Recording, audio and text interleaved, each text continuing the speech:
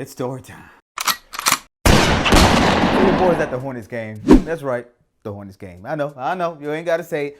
I'm sitting there. There's two guys going at it. This white guy and this black guy. And they throwing racial terms left and right every single time. And I sat there and I thought about it. Have you ever been to a situation where it's a rivalry and it's the black team versus the white team? They both going at it. The crowd is going crazy. And you're trying to find your way out of there because you know in the parking lot it's about to go down. Well, let's see what happened the last time this happened to your boy. It all happened back in high school when I was playing in a rec league. This was me at my athletic peak. 12 pack, had it.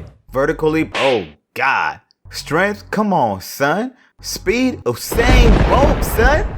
Your boy was basically a demigod.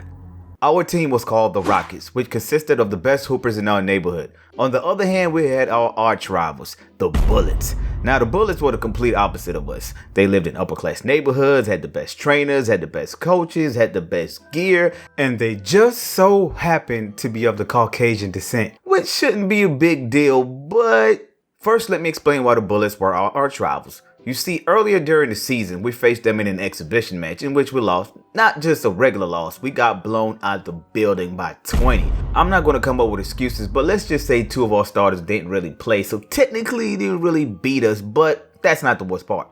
After the game, someone from the Bullets bench got overly confident and shouted that one word you should never say.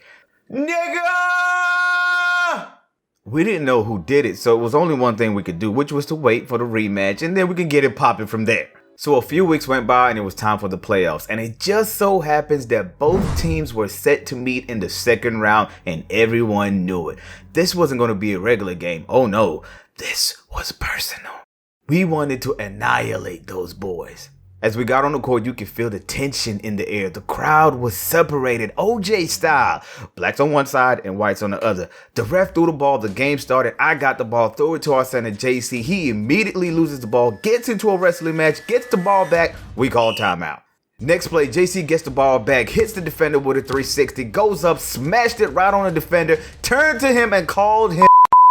They got the ball back, passed it to their guard, Brian. He pulls up, hits Cam with the Ginobili Euro step and the fillet. Game tied 2-2. I looked at my guy Cam like, you better get him back. You can't let him score you like that, bro. Cam gets the ball back, fakes right, goes left, hits a reverse layup. We up 4-2. The crowd goes crazy. Meaning the black side, of course. And all that gets into Kim's head. He looked at their bench and yelled, y'all my niggas tonight.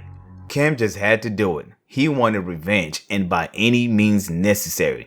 As soon as Cam turned his back on defense, out of nowhere, a water bottle flew right across the court and landed dead on his head. The whole place went silent. Cam got on his feet and you could see it. Pure rage. Me, on the other hand, I had to choose my next actions very carefully. Option 1, get in a fight, get suspended, and have to explain to my parents how I wasted $200 of their hard-earned money.